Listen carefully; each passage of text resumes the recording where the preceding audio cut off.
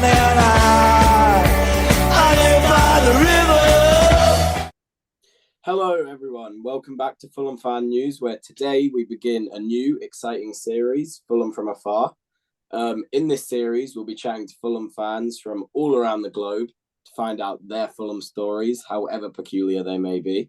On today's episode, we're joined by the wonderful James Preston, all the way from South Africa. And we are also joined by Fulham Fan News regular Tom Carter.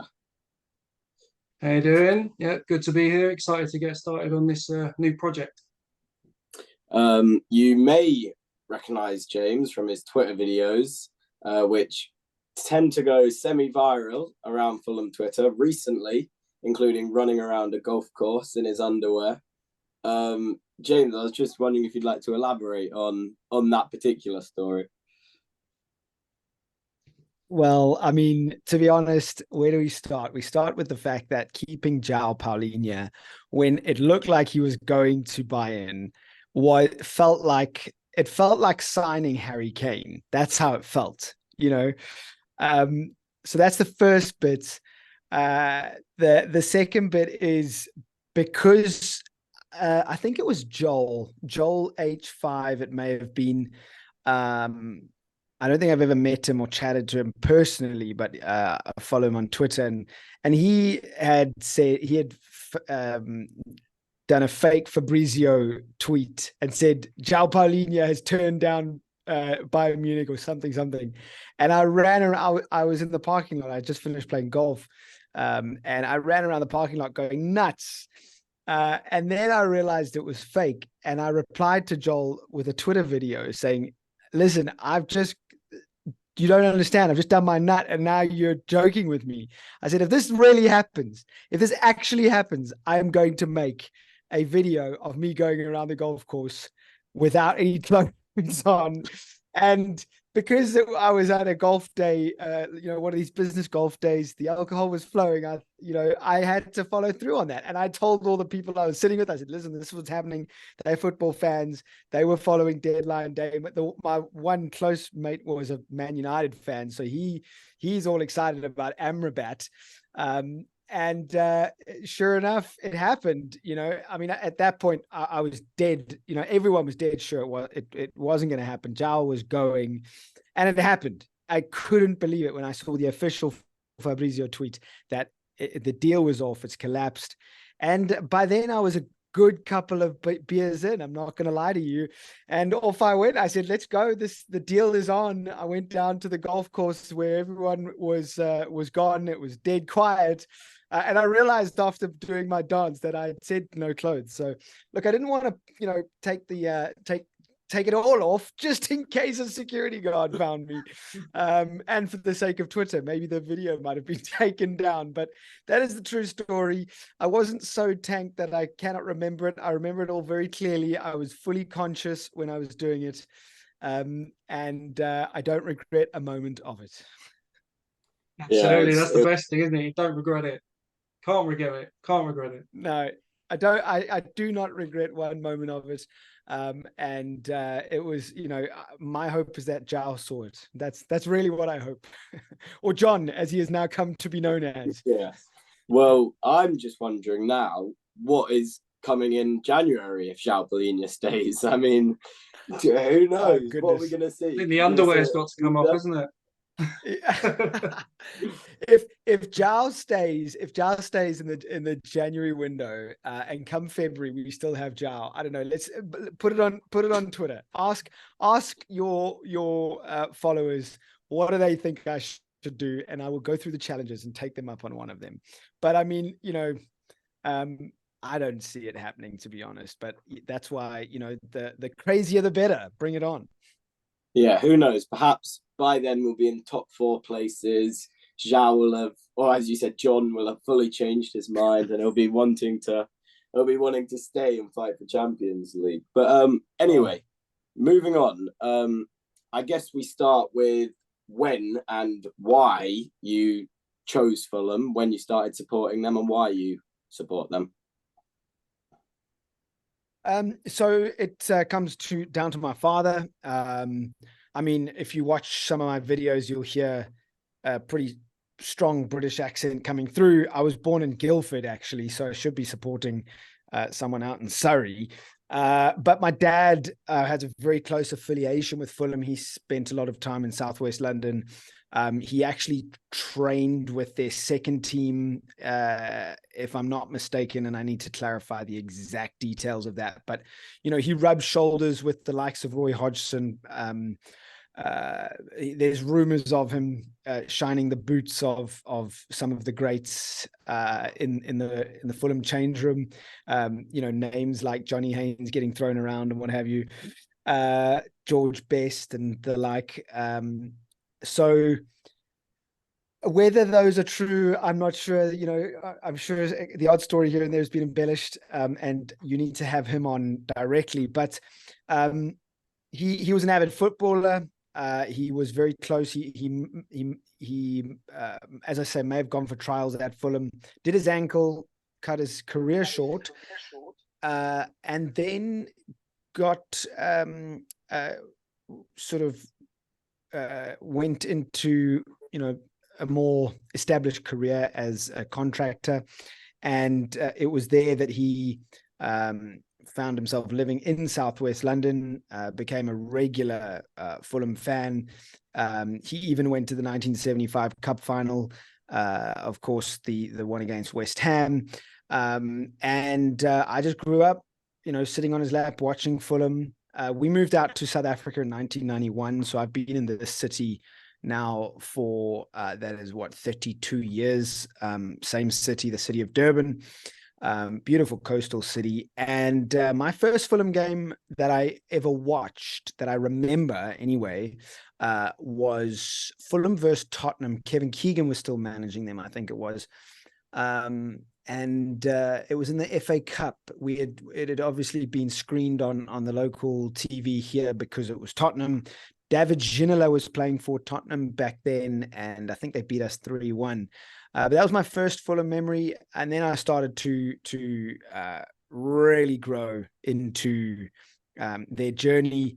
Obviously, Jean Tigana's boys took them into the Premier League, and we had. Here in South Africa, we have amazing coverage, by the way.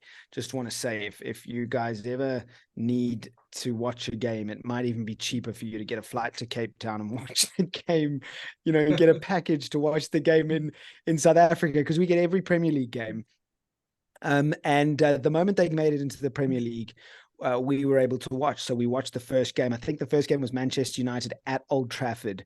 Upon our re-entry into the top tier. I think that correct me if I'm wrong, lads, but Louis Saha scored. I think we beat them 3-1. I think it was Junichi Inamoto. So I mean, those memories, you know, that was really the formative years for me. And just it's in my blood. I then first time at the Cottage was 2004. December 2004, may have been 05, but I'm pretty sure it was December 2004 against Aston Villa. We drew 3-3. James Milner was still playing for, had just started playing for Aston Villa, and he's only just retired. So it's amazing. I was looking that up this week. I was amazed to see that how long he's been playing for. But yeah, that's pretty much it. And just, you know, it's in my blood now. It's in my blood, and I just love everything about Fulham FC and the heritage that I have and the affiliation that I have with them.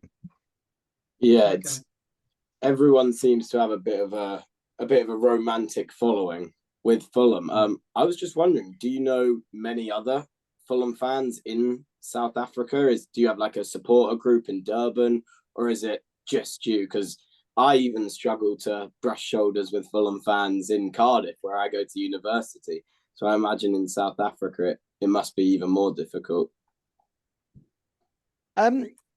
Yeah, it is. I mean, I tell you one thing, it hasn't been difficult to start to convert. So since starting the Twitter account, I've already converted 3 people. I've lost 3 Fulham shirts because in my drunken state, I just give them one of my shirts, and that's a great way to convert them.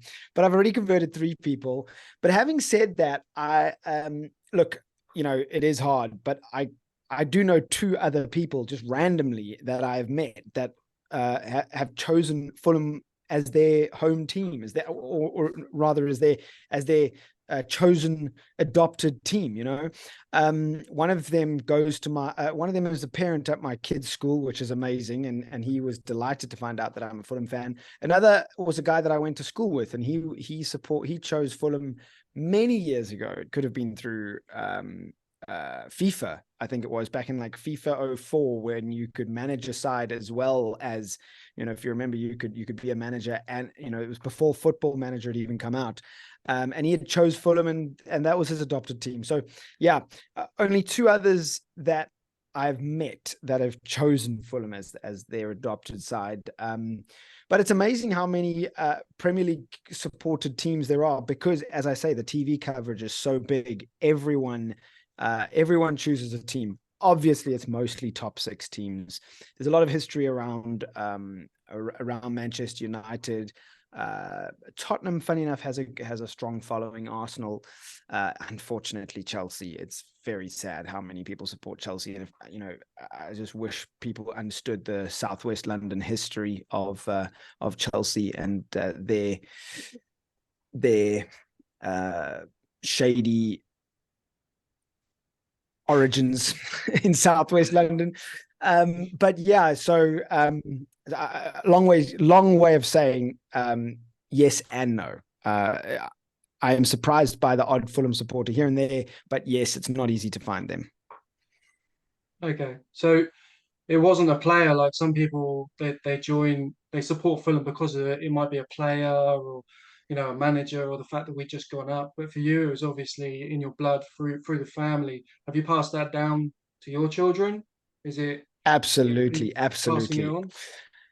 Yep, definitely. So my son is just as passionate as me. He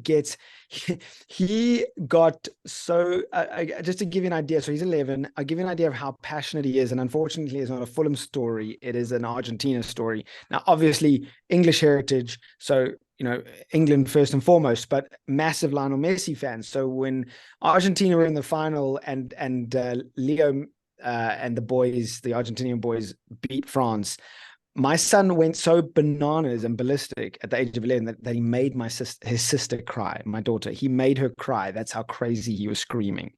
So the passion is there.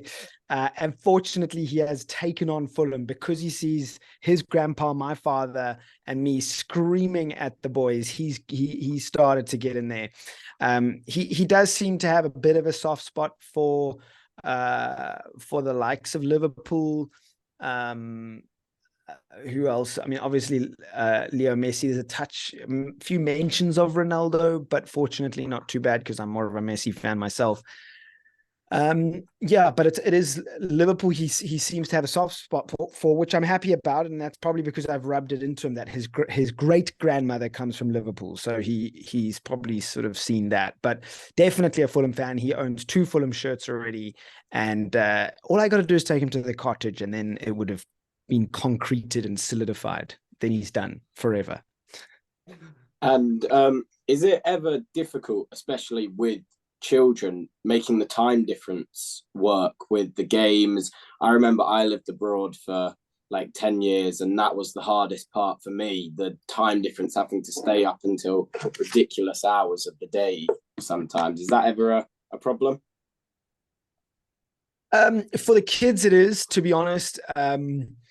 Fortunately, South Africa's on average about 2 hours ahead of you guys in the UK. So I think that's during winter. Your winter, we are 2 hours ahead of you guys. And so for those times, my kid doesn't watch. Even for me, I mean, I've got to be up at like 5:15 a.m. in the morning for them to get to school on time and stuff, which sucks. I don't know about what school runs are like in the UK, but for me, 5:15 a.m. is way too early. So like that it was 2 weeks back, that win over Tottenham.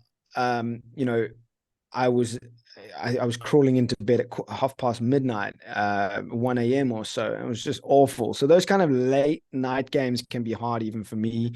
I can only imagine what it must be like for someone 6 hours behind or 6 or 7 hours ahead. That must be awful. So kudos. I mean, we've seen obviously the Fulham USA supporters. There's the Cottages Australia, and kudos to those guys. That's just hardcore, man. Yeah, definitely. I remember for me personally, it was Singapore, and Wow. it's very, very difficult to kind of keep up with those times, especially when you are younger. Tom, you going for the next one? Yeah, so the only South African player that I've come across that played for Fulham, I'm gonna absolutely destroy his name, but Kagoshi Dikachoy. Um, Joe had no idea who he was. I had to Google him. So, do you know anything about him? Were you happy when he joined Fulham? Is he a legend in South Africa? Or? No, he's not. But I can tell you there is a greater legend, a greater South African legend that played for Fulham. But let me touch on Dikachwa. So his name is pronounced Dikachwa. Technically, in the African language, I think it's even Dikachwa. But most South Africans say Dikachwa. Unfortunately, he's not a huge legend. He didn't kind of reach the heights that he could have. But that's also because South African football really probably didn't develop him enough, to be honest. I mean, you have to be out of this world to become a true legend in South African football these days. It's typical politics, really, isn't it? And when he did join, I mean, obviously us here in South Africa, we were delighted. We were so excited. And another South African has joined Fulham. This could be great. And then he never really kicked on. He didn't settle, didn't find his way. So it was a bit unfortunate. He sort of petered out, really. A little bit like, any one of Anthony Knockaert or Ivan Cavallero, sort of so much promise didn't really work out, unfortunately. And same for him. But I can say there was another legend that played a little bit for Fulham, Andre Arendse, much easier to pronounce. Andre Arendse, he played just a few games. I don't know if it was one season or two, but I think even as low down as tier 3, and obviously I always get confused because was the Premier League around back then, and what was League One called? What was League Two called? But I'm pretty sure we were in tier 3, and he was the goalkeeper for Fulham for that season, and I'm pretty sure he worked under Kevin Keegan, and he is a legend. So he won the African Cup of Nations as the goalkeeper for South Africa, and he is an absolute rock star. He is currently a pundit for South African football TV, and is just a true legend of South African football. And to have that affiliation with Fulham as well is just absolutely awesome. So check him out if you can, Andre Arendse for Fulham. Okay, wonderful. Yeah, interesting. You touched earlier on kind of coming from West London origins. Have you ever been to Craven Cottage yourself? And when was the most recent time that you went? Yeah, so I have. I've been 3 times. And I'm really sad about the fact that I'm pretty sure I've been 3 times. But I'm pretty sad about the fact that one of those times, for some reason, is completely erased from my memory. And it has nothing to do with alcohol, because I didn't actually drink alcohol back then. But I can tell you two strong memories. The one is, as I mentioned earlier, Fulham v Aston Villa at home. Brian McBride scored 2 goals. I mean, a crazy story. We are walking back from the stadium. It was my dad, my brother, and myself. Now, my brother is another legend of the family, huge Fulham fan. He actually did some content for Fulhamish. I don't know if you guys if you're allowed to, or do you talk about Fulhamish, obviously a competing content creator. But he did some content for Fulhamish for a few seasons. And he now lives in the States, actually. But so it was myself, him, and my dad, with my dad's best mate, Bernard. And we're walking back from the cottage after seeing this phenomenal game. We've seen a 6-goal thriller, 3-3 at the cottage. We were in the Johnny Haynes stand. It was just awesome. We're walking back, freezing cold night in London, 28th of December. It's just after Christmas. It was, I think it had snowed about 2 or 3 days before. And we're all wrapped up. I had a South African scarf around me, and we look over to our right, and this is typical Fulham, isn't it? You're walking back to a pub or wherever it may be, and you look over to your right, and there's a Fulham player walking with you. It was just insane. To our right was Maurice Volts. I don't know if you guys remember Maurice Volts. He was a legendary Fulham defender. And he was so gracious to just have a chat with us. He saw the South African flags. He was so excited to see Fulham fans from South Africa. And he had a fat chat to us about his time at Fulham, how much he loves it, the heritage, the club culture. Stop for a photo. Do we have those photos? No, we don't, because it was all on freaking Sony CyberShot cameras that, you never keep the photos anymore. And, there was no cloud back then.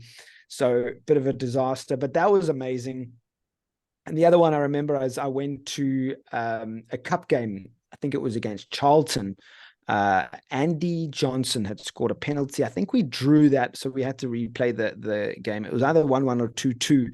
And that was also a fun night. Just it wasn't as memorable as that Premier League game where we drew 3-3. So those are two standout memories of games. There, I'm convinced I've been to 3. I mean, my brother's a season ticket holder actually, so he's there all the time in the Hammersmith end. Apparently, we're not allowed to say Hammy end anymore for some reason. But I'm coming. I'm going to be there on the 27th of September. I'm in Europe for a work thing. I'm flying out to London just for one night. The 26th of September, I'm in London, and the cup game against Norwich has been announced as the 27th. So I'm changing my flights. I'm going to be there.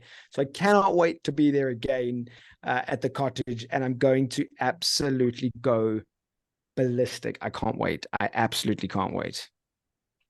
It's awesome. That's brilliant. Hopefully, some of us will see you there. So before we move on to this weekend's game against Luton, I just want to ask you the controversial question that a lot of people say: you can't be a proper fan if you don't go to games. You live far away. You obviously don't go to many games. Can you still be a proper fan? I think you can. I absolutely think you can. I mean, I look at Fulham FC supporters East Africa. Check them out. I think it's Fulham East Africa. They're in Tanzania, and this guy has set up a bar in Tanzania with Fulham flags and Fulham scarves.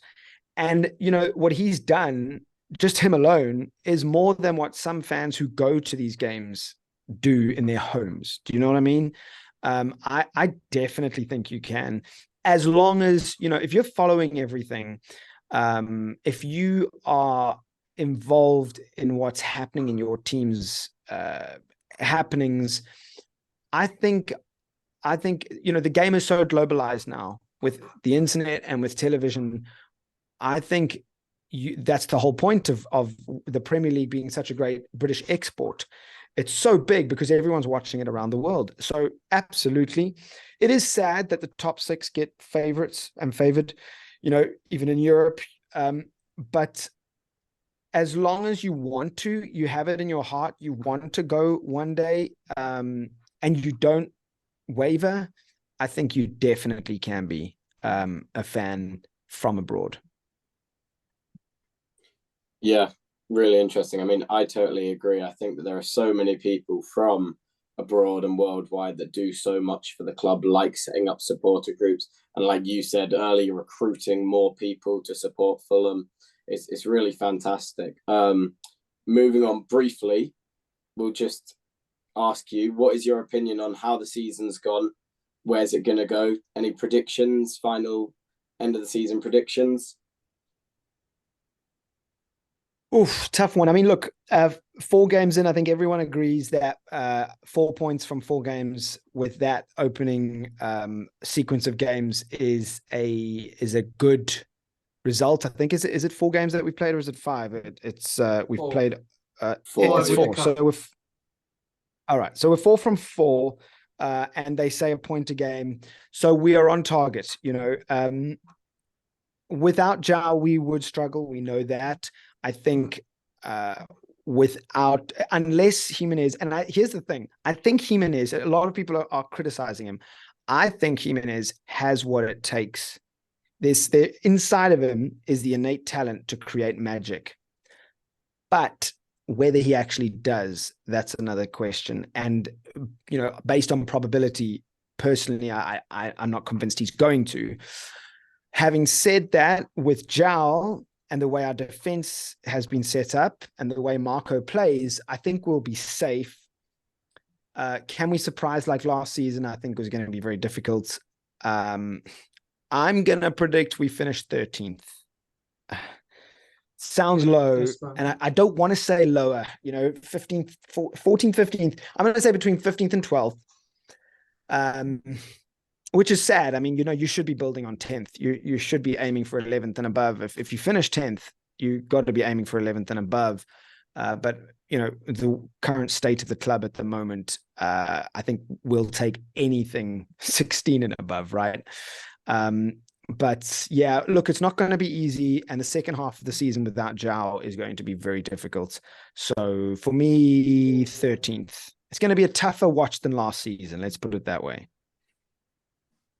Yeah, that's fair enough. Both me and Joe, I think Joe went 12th, I went 13th. So, in the same sort of ballpark. James, it's been an absolute pleasure to have you on. We hope you'll come back with your dad. Absolutely. I would love it. He would love it. Let me tell you, he would love it. As you can hear, I'm very verbose. I can't stop talking. He's even worse. So it's a good idea that you didn't have my dad on with me, because we need to double this up as an 80-minute podcast, because he would absolutely love it. Maybe I'll set him up, and it's just you guys and him. He could tell you stories forever. But guys, it's been a privilege. This is the first podcast that I've been on for Fulham, and I just want to say thank you so much. It's been an honor. Thank you. It's been our pleasure. Thank you very much for joining us. Mm-hmm. And if there's anyone watching who also lives worldwide and would like to get involved, just drop a message on the Twitter account. We urge everyone to go and check out the Fulham FC South Africa account as well for more entertainment across the season, more reactions hopefully we'll get. But yeah, thank you for joining us, James. Thanks so much, guys. It's been such a great time. Thomas, Joe, I wish you guys all the best with this podcast. Down and I live by the river.